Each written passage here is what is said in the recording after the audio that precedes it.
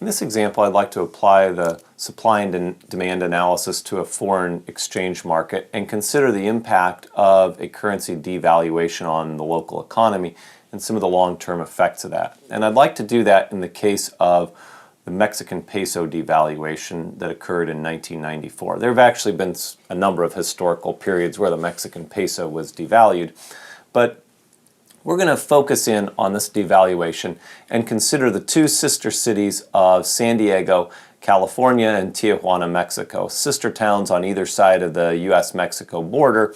We're going to consider the demand for golf in each of these cities and use that to illustrate the impact of the devaluation and then some of the long-term effects of that devaluation on the local currency and the local economy. Now, as a bit of a backdrop, this 1994 devaluation occurred during a period of political turmoil in Mexico. And essentially, what happened was investors lost faith in the Mexican government for a short while and started to pull money out of Mexico. There was a contested political election, there was an assassination of a high-profile Mexican politician in 1994, and the long and the short of it is many foreign investors, particularly American investors, decided that they temporarily wanted their money out of pesos and into dollars. So if we think about the price of the Mexican peso in terms of dollars, and let's use as our starting point an initial equilibrium, supply and demand, and I'd like to take the initial price of the peso before this political turmoil occurred, it was about $0.075 or about 7.5 US cents per peso. What happened during the devaluation, or what caused the devaluation, was that investors lost confidence in Mexico.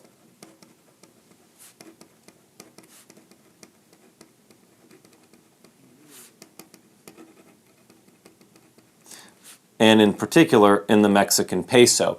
And so they sold pesos and bought US dollars.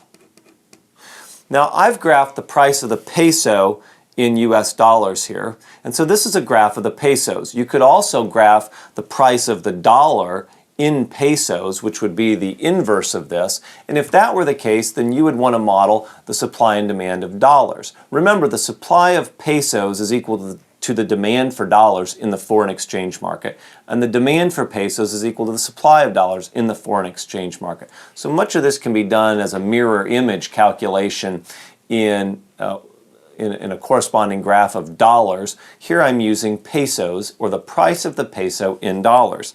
So I'm going to focus on the action here of selling pesos. Selling pesos can be modeled as an increase in the supply in the foreign exchange market of pesos. So I'm going to graph a rightward shift in the supply curve and label that new supply curve S2, and we can see that the new equilibrium price of the peso in US dollars is lower. In fact, it went down by about 33% and was about 5 US cents for one Mexican peso. So we saw that we can see here from this graph that there was a devaluation or a depreciation of the Mexican peso. And devaluation and depreciation are economic terms that mean roughly the same thing. Sometimes when the devaluation is pretty large, or excuse me, the depreciation is pretty large, economists or investors will refer to that as a devaluation. So the terms sort of mean the same thing. Devaluation is oftentimes used in a context where the magnitude of the change is pretty big and pretty dramatic. But both mean, in this case, that the value of the peso fell relative to the US dollar. Now, what was the effect of this devaluation on, let's say, demand for golf in Mexico? And I want to talk about this in the short run and then also the long run. Well, let's think about two sets of consumers, American golfers and Mexican golfers. And when the peso devalues, the demand for golf in Mexico actually increases for both groups. For Mexican golfers, they see the devaluation, or the impact of the devaluation, is that effective price of golf in the U.S. has gone up for them. Their pesos will buy fewer dollars, and so if the green fees at the San Diego courses are unchanged in U.S. dollars, it's going to take more pesos to pay that green fee. The Mexican consumer sees that as an increase in the price of U.S. golf. The American golfer, on the other hand, sees the impact of the devaluation in exactly the opposite way. They see this as a decrease in the price of golf in Mexico. $1 can buy more pesos, and assuming that the green fees at the local Mexican golf courses stay fixed, are the same in peso terms, the American golfer can play for fewer U.S. dollars. Now, currency devaluations help suppliers because it makes exports less expensive in the foreign currency. But they hurt local consumers because they make imports more expensive in the domestic currency. In this case, you could think of this golf example as the devaluation may actually help the supplier of rounds of golf in Mexico, the golf course owners, but it's going to hurt the Mexican consumers who see U.S. golf course green fees as more expensive after the effect of the devaluation. Now, this is going to have an implication for the demand for golf both in Tijuana and in Mexico. So the dollar has just appreciated, or equivalently, the peso has just depreciated.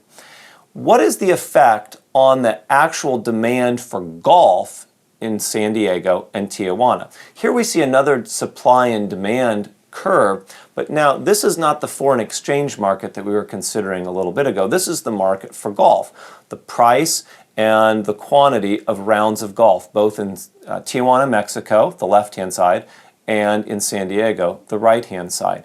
We see that demand for golf in Mexico is going to go up. More American golfers are going to want to come down to Tijuana and play golf because it's cheaper.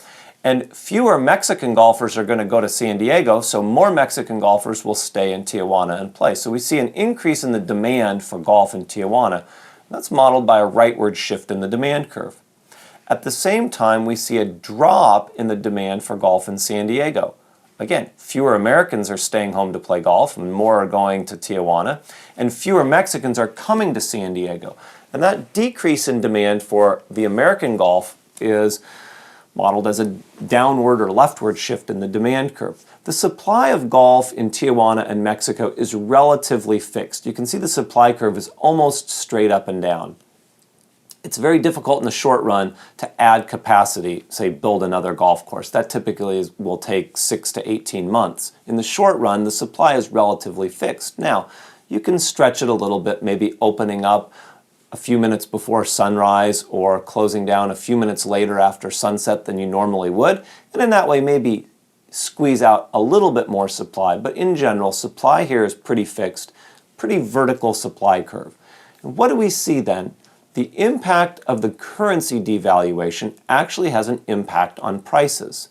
The price of a round of golf in Mexico will tend to go up, actually, because of this increased demand pressure from golfers. And the price of golf in US dollar terms in San Diego will tend to fall in response to a decrease in demand. This phenomenon, when played out over the long run, leads to a condition known as purchasing power parity. The definition of purchasing power parity is that exchange rates, or PPP, or purchasing power parity, means that exchange rates or prices are going to adjust in the long run so that tradable goods cost the same everywhere. If the prices didn't adjust, then there would be a higher valued use for the goods somewhere. Importers could say, make money by buying the good in one country and selling it in another, an act sometimes referred to as arbitrage. Now, this idea can be captured in a number of ways. One nice visual way, and it's a little tongue-in-cheek, is the Economist magazine's Big Mac Index. The Economist magazine, every year, goes around the world and compiles the cost of making or constructing a Big Mac sandwich. They use the cost of the bun, of the sesame seeds, of the beef, of the lettuce, of all of those, and the labor as well. And they calculate the cost of a Big Mac in dollar terms in different countries and cities around the world. The theory of purchasing power parity says that over time, these prices should actually move together. In July 2007, for instance, a Big Mac cost $7.61 in Iceland, $3.41 in the United States, and $1.45 in China. That was before Iceland experienced its financial and banking crisis, and prices were affected dramatically. But the idea here would be, let's say we've got a $3.41 Big Mac in the US, and the equivalent cost in China is $1.45. The mechanism by which PPP, or purchasing power parity, would work is that to buy Chinese Big Macs, US consumers would buy dollars, or excuse me, sell dollars and buy Chinese yuan. This would create a pressure on the yuan. After all, Americans are now, demanding Chinese Big Macs, which sell for only about a third the price of the American Big Macs. Selling dollars and buying yuan would lead to an upward pressure on the yuan, and it would appreciate. And it would take then more dollars to buy a Big Mac in China. So the very act of seeking out the lower priced products and converting currencies in order to buy those actually puts a pressure on the currency prices that brings prices more in line with one another. So the index will show which currencies are under and overvalued relative to the US dollar.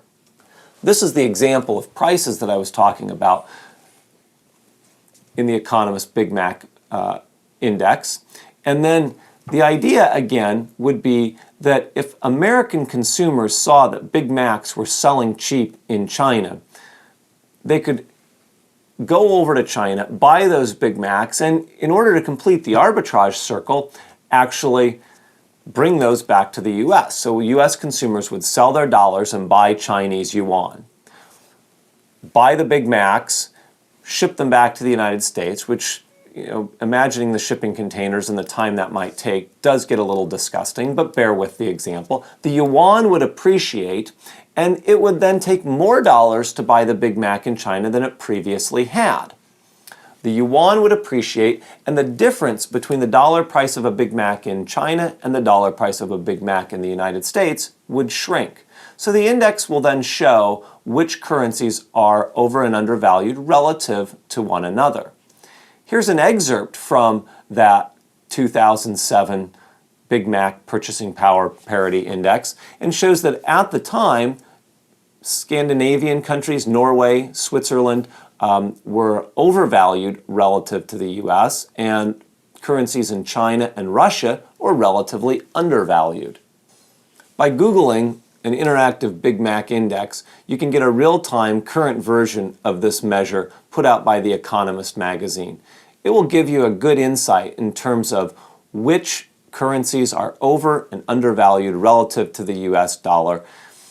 It's just one product and obviously doesn't give a complete picture of the foreign exchange market and the relative valuations of these, but it's kind of a fun market, and it's surprisingly accurate in terms of its predictability of future movements in exchange rates. I want to thank you for listening to this lecture on applying supply and demand to the market for foreign exchange, understanding what happens when a currency devalues, both in the short term and in the long term, and how purchasing power parity explains those long-term movements.